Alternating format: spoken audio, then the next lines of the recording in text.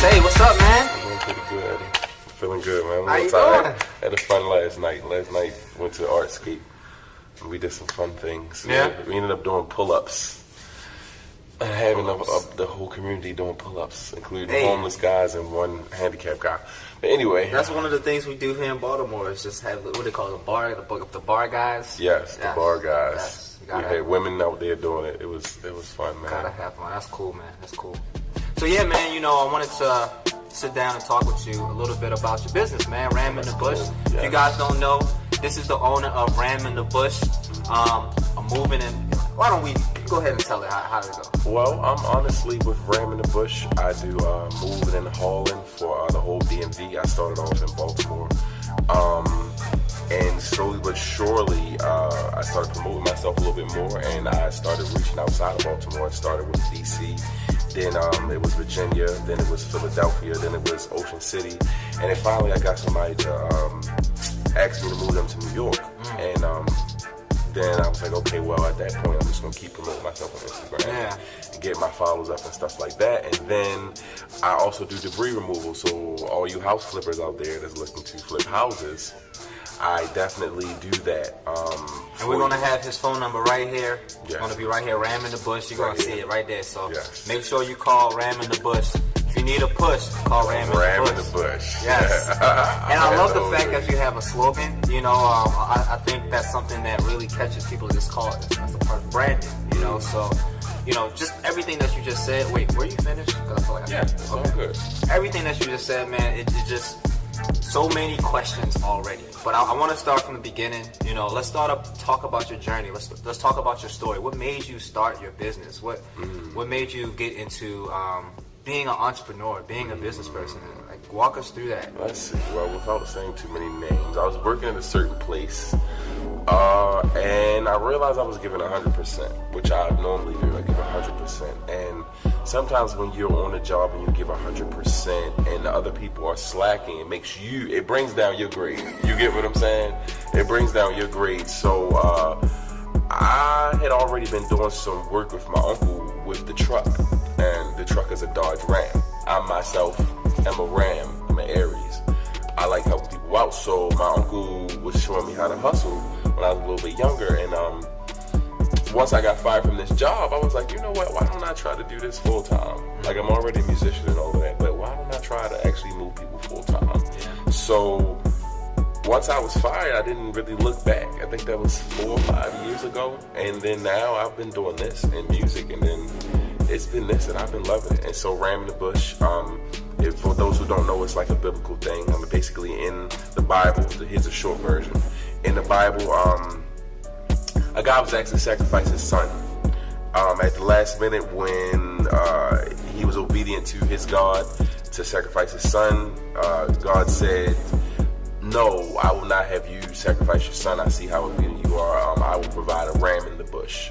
At the last minute, the ram in the bush was taken, and that animal was sacrificed instead of his son. Yeah. So for me, a lot of people end up calling me at the last minute.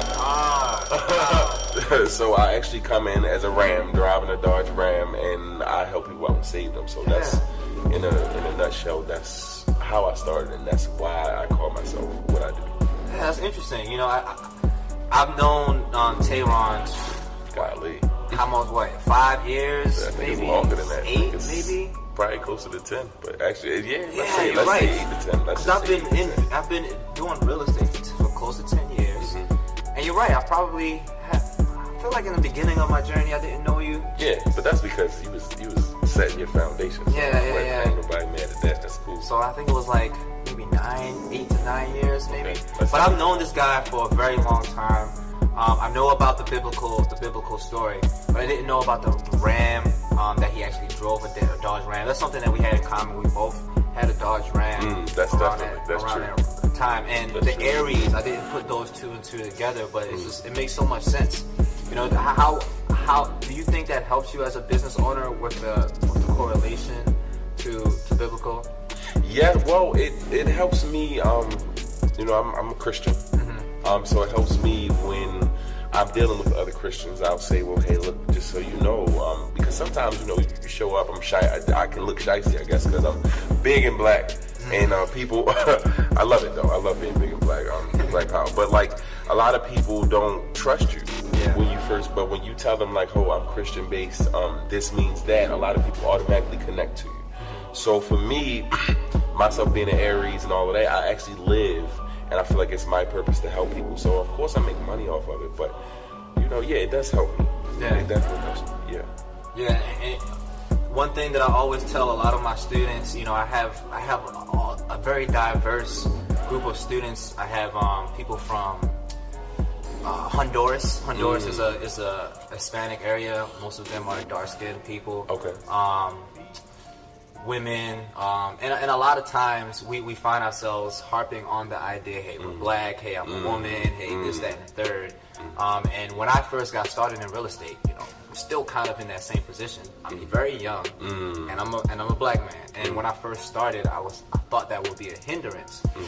I found that would actually help me a lot, because I'm young. People wanted to help me a lot, and a lot of times what we think is our weaknesses, a lot of times are our strengths, right?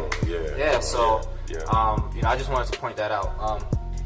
So let's go further into the story, man. So you got started doing hauling because of the biblical verse, because you have a ram in the bush, and because you got tired of your job. Like, how do you correlate?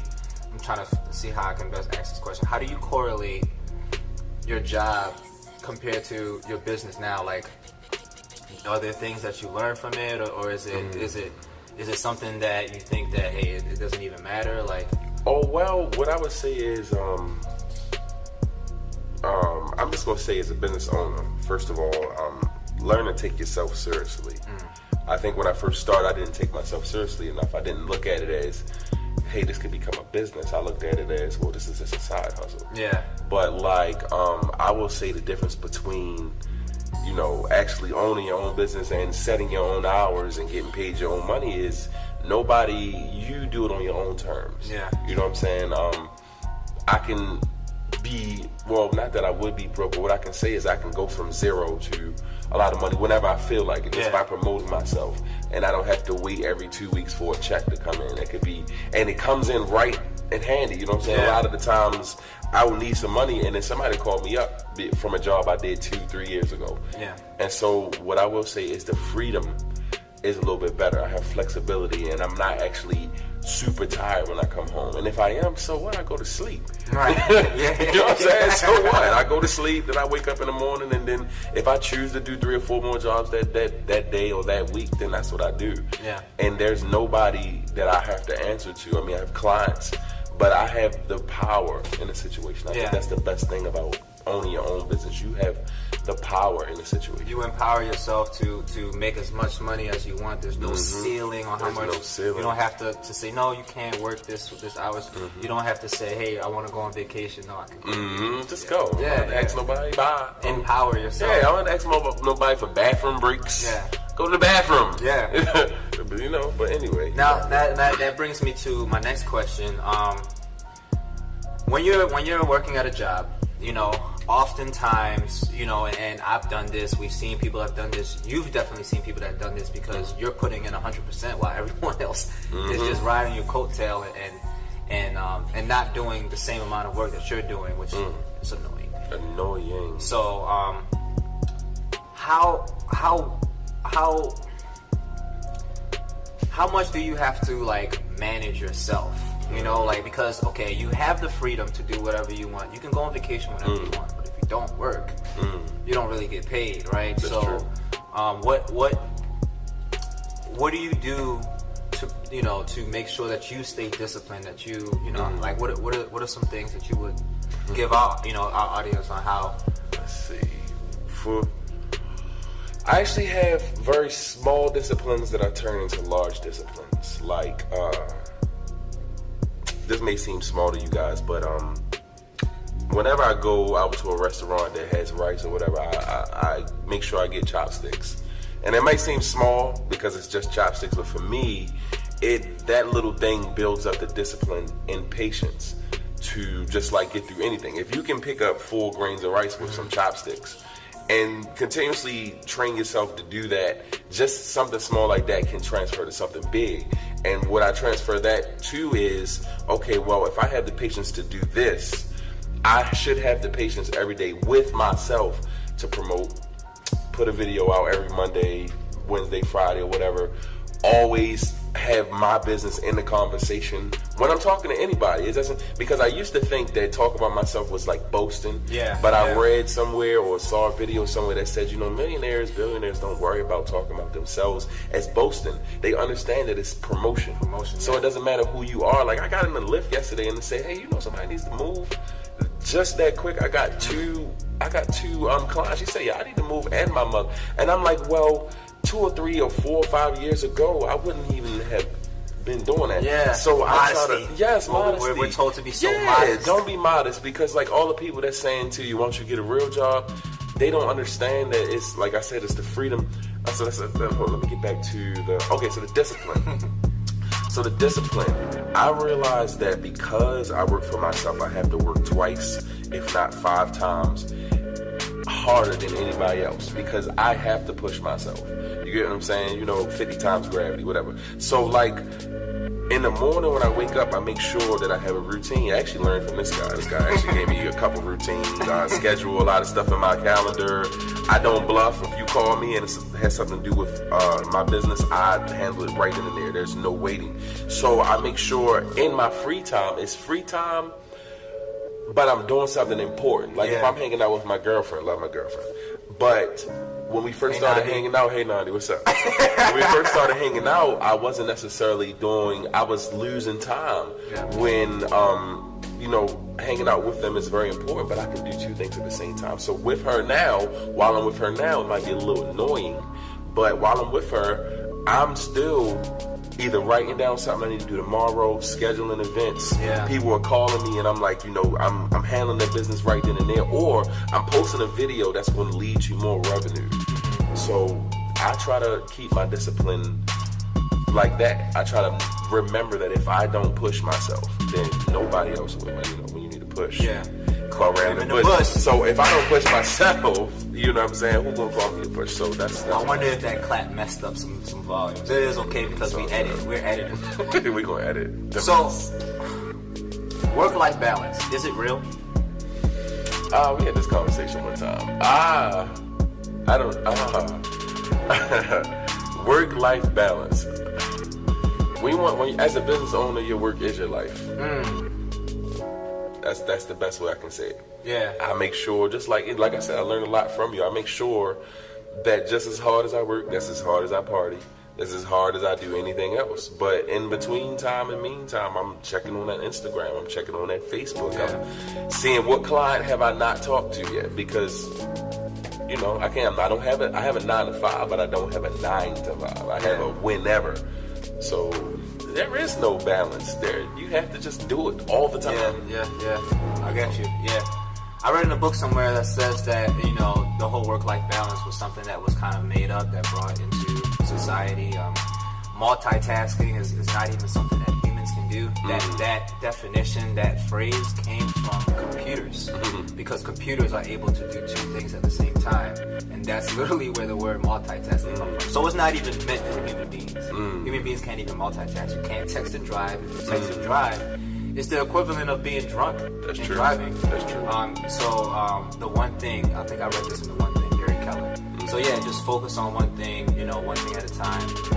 Yeah, man. I wanted to ask a little bit what I love about your business. What I love about things that you do is that you hire people. You employ the people in the community, not just people in the community, but your family. And it's practically a family. But would you consider Ramming the Bush to be a family business? Definitely.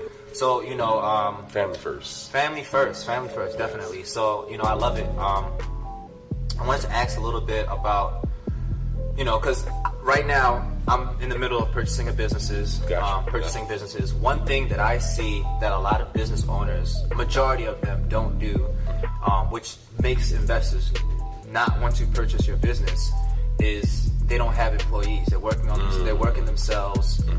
So because they're working themselves, you can't really sell yourself. You have to hire people. You have to create systems.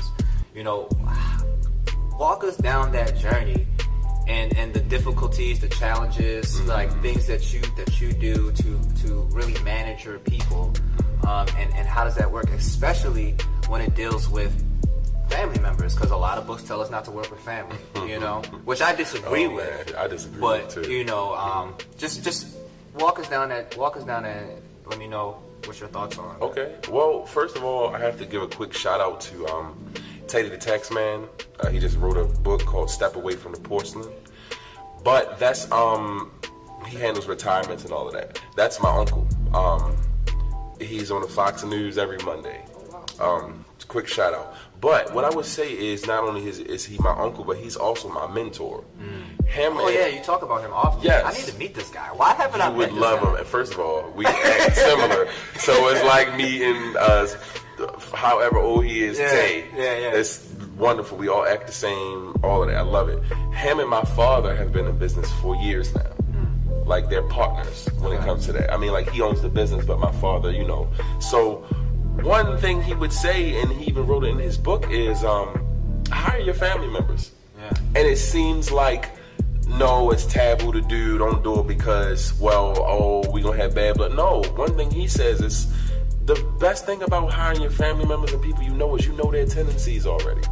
You know what I'm saying? Not that you would hire a thief or none of that type stuff, but if I know that you're a person that has a short temper and all of that, I know that because I've been knowing you for years. Yeah. If I know that you're gonna, act a certain way to, any proposition or whatever. If I know how you're going to act, I can hire you because I already know how you're going to act. Now, when you're hiring people off the street, you have no idea who they are. Yeah. You got to go through a lengthy process just to figure out who they are. And then you know how people are. They sell themselves very high when you first meet them. They on time for the first 2 weeks of the job, and then next thing you know, they start, and they could be serial killers. They could be any, but at least with your family, I mean, hey, you already know he's a serial killer. So, but I'm just saying, don't hire serial killers. Don't hire serial killers. I'll put some words right here to say that. But what I'm saying is, hiring your family is the best thing you can do. I work with my brother Lamonte. I know his tendencies. That's been my brother all my life. So I'm able to manage that better because I know how he's going to react to certain situations. So I can step in a situation and say, bro, listen, that's not what this guy meant. What he meant was this. Hey, bro, I know you're strong-willed just like me. We all hard-headed. Most alpha males are hard-headed. We don't want to listen. But, bro, I can approach him like, look, I hear what you're saying, bro, but try it this way. Yeah. And at the same time, I know I can trust him because we are a family member. He wants to do the best job possible for me. Yeah. I can trust that he's going to show up to work, even if I have to go get him. I know that I can trust him to be him. And he's real. So, I mean, people that say don't hire your family members, I mean, what you afraid of? I'd rather hire somebody I've known for 12 years than hire somebody that I just met and I got to get to know. So, for me, let's see, you said something else about the long journey. You said hiring your family members. What else did you ask? Just managing people in general, and how do you do it? Okay. Well, what I will say is, like recently, I just had a job where I got my nephews, nieces, and all of that. Managing people, like I said, well, first of all, it's already better if you know them, because it's like a team. You know whose strengths and whose weaknesses to play to, because that's all you are as a captain. But managing people is easy if you play it like that. If you know that you can play to their weaknesses and strengths, it's easy. If you have no idea what their weaknesses and strengths are, it makes it a little harder. And then you have to always understand that even though we're friends and family, I don't want to seem like, an overbearing person, but I am the boss of this situation. And I have to call the plays, and I have to pay attention to knowledge that they don't know. Like, I'm on a job one time, I never break anybody's things. But when I first started, I wasn't paying attention to the people who were working with me, and they would break people's things. And then I'm held responsible because I'm managing these people. So it's easy if you play it the right way. Yeah. So it kind of reminds me of when you have a car that has problems. And then you say, I'm going to sell this car and I'm going to buy another car. That possibly could have problems that you have no idea. That's true. That's true. So I think that's a great point. I think I've never thought about it like that.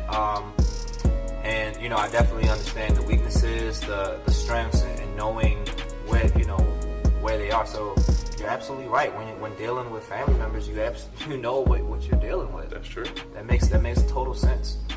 Any systems that you have in place to make it run smoothly? Like how do you work on your business as opposed to in your business? How do I work on my business? You talking about when it comes to employees? Employees, systems, branding, just anything where you're not doing the day-to-days, but you're working on making the business better outside of the day-to-day. Okay. What I do is one thing that really helps me is if I'm on any job and I run into an obstacle, I immediately write that down in my notepad. So that way I can go. I take a little drink real quick. I immediately write it down on my notepad. That way I can go back and see what mistakes I made or figure out how I can approach the situation differently. That's A. B, I try to, my brother would say, you think too much. When it comes to a business that's your business, there's no such thing as thinking too much. You kind of have to overthink, especially when it comes to moving and hauling. Debris removal, you can just toss people stuff. With moving and hauling, you have to walk into the room and visually put together this room inside of another truck. Not only that, you have to pack it so during transport, it won't break. Not only that, but you have to prioritize everything. So before I even go on the job, I'm already planning out how to do the job. That way when I show up, I can just go through. You know what I'm saying? So those two things help me run smoothly. And then the third thing is always making sure that I communicate what I need to my team. So I'll make sure on the way to the job, I debrief them. Hey, look, we going to this job to do this and to do that. Team A, I need you upstairs. Team B, I need you downstairs. That's on the way to the job. When we get to the job, we walk through. I tell them the same thing. That way they know and they're not trying to guess what to do. Because guessing is just... And one thing I can't stand is showing up to a job and I'm the boss and then somebody else that thinks they know what's going on try to come undermine me. Because I can handle the situation, but you don't want to seem like you're not in control of the situation. So I make sure I debrief everybody. So those couple of things help everything run smooth. Prepare before you do. Prepare, boy. Woo! When I first started, boy, oh no. And I know you're short for time. I'm gonna get into a couple more questions. That's all good. When it comes to because at times, things in our personal lives. I know with me in the past, if my dog breaks up with me, my girlfriend dies. Things happen in our personal lives where it affects our business. How do you deal with that as a business owner and preventing it from seeping into your business and messing with your money? Oh man, I was watching a TED Talk sometime. I was watching a TED Talk a while ago, and there was a guy that was a drug addict. And he said, when I started into business became my addiction. So, of course, I'm a musician and I sing and all of that too. So that's also my addiction. But got pipes. Well, I try my best. You know what I'm saying? Got my vocal ability. Go ahead, from my family. I'm not. We're gonna end it. We're gonna end it with a song. We might end it with a song. We're gonna see. I don't mind. But Love Jones. Shout out to Love Jones. Get into it. But what was I at? So what was I at? The addiction to business. The addiction. So ramming the bush is my addiction now. I check all my messages on Facebook, Instagram, make sure that my platforms, that they look similar. I'm actually working on my YouTube now, so I can start coming out with stuff like this that's going to be entertaining, so I can get paid. But it's my addiction.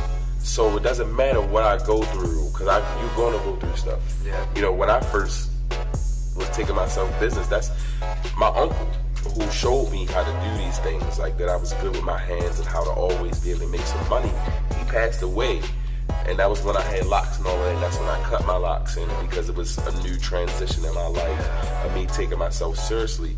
But he was the main reason I actually started this, because he showed me that. But anyway, what was I saying? Addiction. Yeah, so it's my addiction. And I don't care if I lose a family member. I don't care if I lose a truck.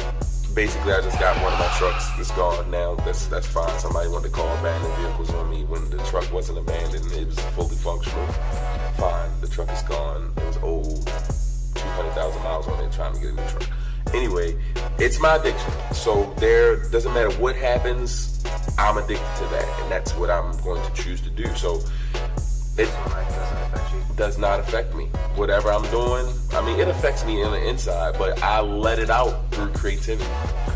Yeah, so making these videos is creative for me. So when I'm sitting down and doing this, the feeling I get from doing that is my therapy. So it's my addiction, it's my therapy, it's my child. Now, when it comes to your videos, you know, things like that, you're really good. I think it's very entertaining. You have a lot of impressions, a lot of people liking, commenting, hearting from these videos, and I'm gonna see if I can do some of the videos, and just while I'm talking, we're just gonna show these videos. So I mean, these videos, like, they're great. How did you even get into that? You know, what made you start branding? You're practically branding yourselves on the internet. How did you how did that come into play and managing that while doing the business? Like, explain, you know, the entire branding operation, your idea behind it. Well, I do. I'm actually on the 90-day challenge right now. I'm on like day 30 to do as much promotion of myself as I can, and as much goodness, as much practice, as much videos. So I listen to a lot of stuff on YouTube of like what's his name? Gary V. Gary V, that's my man. He cusses a lot. I love it. Yeah. He cusses a whole lot, but his message is clear. I started taking myself seriously, like, when it came to the internet, once I realized that on your phone there are a billion phones out there, and everybody's looking at their phone for probably about 8 to 9 hours out of a day. While driving. Which they shouldn't be, but hey, look, it's right. You know, if you got the hold of you, cool. So I realized that I should start doing that more. And I also realized, I'm also a product of my environment. So my friends such as Travis Case, Mason Dixon, Entertainment, Mason Diction. Yeah, Mason Diction. We apologize. Entertainment, you know what I'm saying? They we gotta look up there too. Yes, that's Travis Case, and that's Theo Edwards. Yeah, and I actually plan on having Mike some of his music on this, so hopefully we'll have that Mike. Oh, and Mike music featured Don. You know, the 3 a.m. project. Oh yes. Mike Even is tough. Is the best in Baltimore, if you ask me.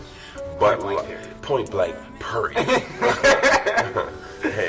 But what I would say is Mason Diction Entertainment, they are very good at shooting videos. Yeah. And I watch them and I listen to my friends when they talk, and Travis would say, well, you know, I need to put a video out Monday. I'm gonna put a video every Monday. And matter of fact, I'm gonna try to do 3 videos a week. I watched him go from 1 video to 3 videos to now he got so many videos I can't even keep up with the tags. Yeah. And I said, you know, that's what's up, because I read somewhere or saw something that your clients need to see you 7 times before that they'll consider hiring. I talk about that all the time with my students. Matter of fact, I'm taking a class, a real estate class, with this guy. You know what I'm saying? Yes, it costs a certain amount a month, but it's worth it. So you need to go ahead and buy that. But he talks about that in his class. So I forgot where I got it from. But okay, I thought you. It's true. You know, it's scientifically proven. You know, 7 times. People have to trust you over a period of time, and if they see you on a regular basis, consistency, that's when they start to trust you and you're able to close. It's literally Gary Vee, jab, right hook. You know, so you're setting them up, bang! Because he boxes too. Yeah, cool. So, yeah, man, what's your why, bro? Why do you do the things that you do? What wakes you up in the morning to say, hey, this is my addiction. I want to make money in business. I want to, grow my hauling business, He's doing real estate now. Why, bro? Why do the things that you're doing? Why not just work at a job? Regular life. Why? Because I'm not regular. I've never been regular. My teachers in middle school used to be like, man, if you would just work up to your potential. And I've been hearing that for most of my life. If you would just work up to your potential. If you would just work up to your potential. If you would just work up to your potential. And this 90-day challenge that I'm on is actually pushing me to work up to my potential. Every single time I doubt myself in what I'm capable of doing, I always surpass and shock myself. And I realize, it's nothing wrong with a 9-to-5 if that's how you pay your bills. That's fine, because being a business owner is extremely hard. You have to go through times where you don't have money in the beginning. You have to go through times where, there might be a recession. You have to go through times when people bluffing you and all of that. But I realize it's all worth it, because I'd rather be putting 100% into me than putting 100% into somebody else. Because I've done it. Like, I'll get on a job that's so simple, like moving chairs. You're a facilitator, I'm moving chairs, and I'll be working circles, running circles around people I'm working with. To the point where I'm sitting down and asking me why I'm sitting down. I'm sitting down because I've done your work and my work too. You know what I'm saying? You on the phone talking to whoever you're talking to the whole time. I've already finished the job because it's so simple. So like, when you have that ambition, you have to go towards that. And my why is, my mentors have shown me on paper that they've made easily $1 million. And I say to myself, like, well, if they can do it, why can't I do it too? My uncle used to say to me, if you're a man and man made it, if you're a man and man is able to make these things, and you call yourself a man, that there is no reason why you cannot do what they aren't doing, or what they are doing. Yeah. So, my why is why not? For real. You know what I'm saying? My why is why not. I hope the words come up nicely, like why not? I didn't come up there, but so my why is why not? No people don't actually ask me these questions. That's great, man. So I was planning on ending it with why, but you said something, and now I have to ask you another thing. Okay. How important is it? And I do speaking engagements, and I talk about hiring people, managing people, asking for help, being vulnerable. As a business owner, and since we're business owners, we're told we're supposed to be the experts. We're told we're supposed to know everything. Alpha males don't like to listen. How important is it to have a mentor? How important is it to ask for help? Like, or is that even a thing? It gets easier. It's a very humbling experience when you think that you know everything, and then you walk in a room and 20 people know 20,000 things more than you. It doesn't mean that you are inferior to them, and it doesn't mean that they're any smarter than you. It just means they have experience in different fields, or more experience in the same field that you have. So it's a humbling experience, and sometimes that humbling experience, as a strong male, you don't know how to take that. Because it makes you feel, I don't want to say inferior, but it makes you feel vulnerable. And as a business owner, you have to realize that your business is your vulnerability. That's you saying to the world, this is my creation and this is what I do. And you have to. And I'm sensitive. And I'm sensitive about my sensitive. You know what I'm saying? So, like, taking criticism and all of that type stuff is hard. But it's needed, because you cannot grow. And if you're not growing, where'd I go? I went to the church, I went to this Beyond conference, First Baptist Church of Glenarden. And one of the things that the pastor there said, anybody know Blockbuster? I said, of course everybody said, yeah, we know Blockbuster. I said, well, yeah, Blockbuster was really good back in its time and all of that. I said, but have you ever heard of Netflix? Everybody lit up, like, cool, Netflix, I'm watching that tonight. He said, well, one thing that Blockbuster did was they failed to innovate. They had the opportunity to innovate, and they did not take it because they thought that it would take away from their business. Now, you don't even hear Blockbuster. They went out of business. They started selling their movies for about $2, $5 boxes. I remember I used to go. But now, Netflix has taken over, and if you do not innovate, see where your competitors are, and be willing to take other people's advice. I mean, successful people's advice. I'm not saying that you can't not take unsuccessful people's advice, but do take advice from people who have done it or are trying to do. But like, if you don't innovate, you will fail. Yeah. So that's what I would say is I try. It's a humbling experience, but you need that. It's so pertinent to the existence of your business. Yeah, the first thing that comes to mind when you say that is the banks and cryptocurrency. You know, cryptocurrency is something that I think is revolutionary, and I think that a lot of banks are pushing against it out of fear that they're going to be out of business, because that's technically why they even created cryptocurrency. Technically, my thing is, why don't the banks just create a cryptocurrency? Right. You know. Right. So if you can't beat them, join them. Join them. And innovate and be better and be humble enough to say, hey, I need to grow, I need to innovate, I need to go with the times and not be stuck in the past. So I love everything that you're saying, man. Every time we sit down and talk, sometimes we get on the phone and we talk for hours. I grow every time, you know, you learn something, you share it with me, and vice versa. We're literally on a race to 1 million, him and I, and we're doing it in a way where we're uplifting.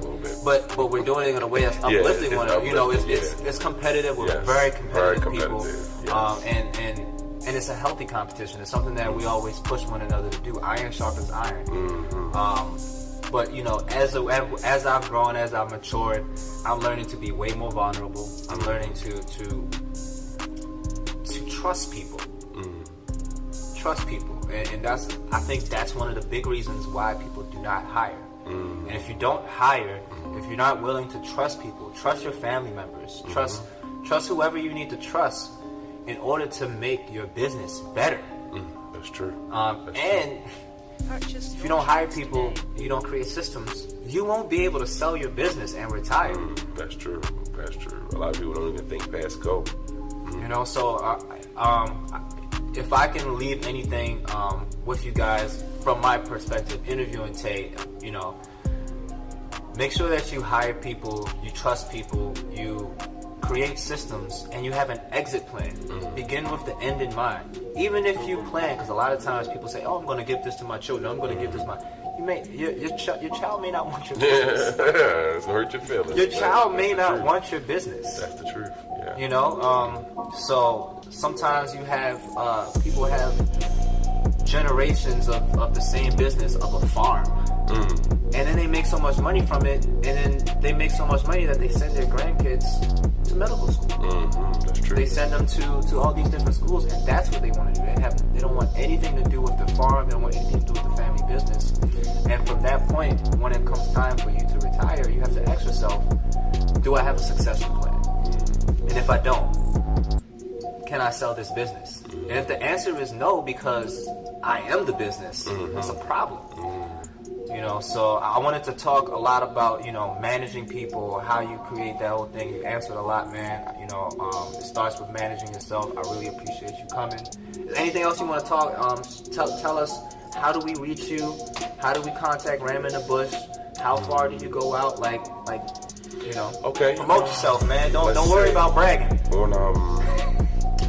On social media, you could definitely find me at Ram the Bush. I'm gonna put it, it's like right here somewhere. Ram the Bush. You can definitely follow me. I have a couple of exciting videos on there that you guys can check out. Because it's all about the promotion. I got some more crazy stuff coming out too.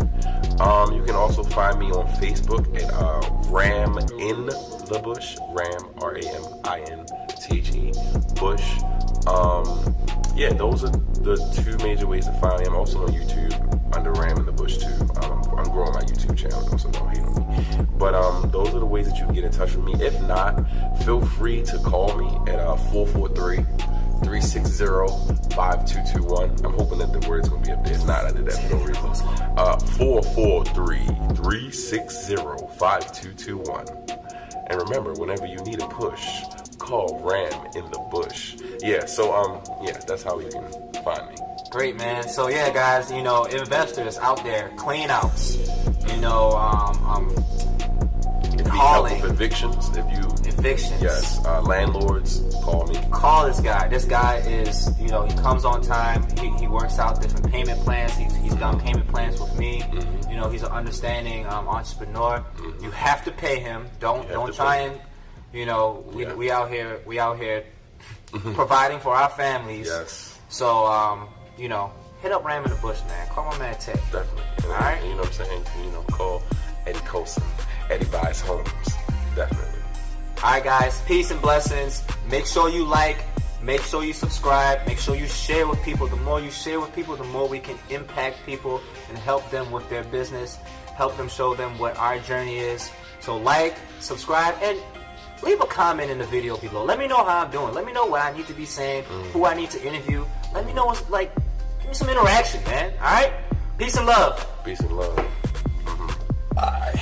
Gary V.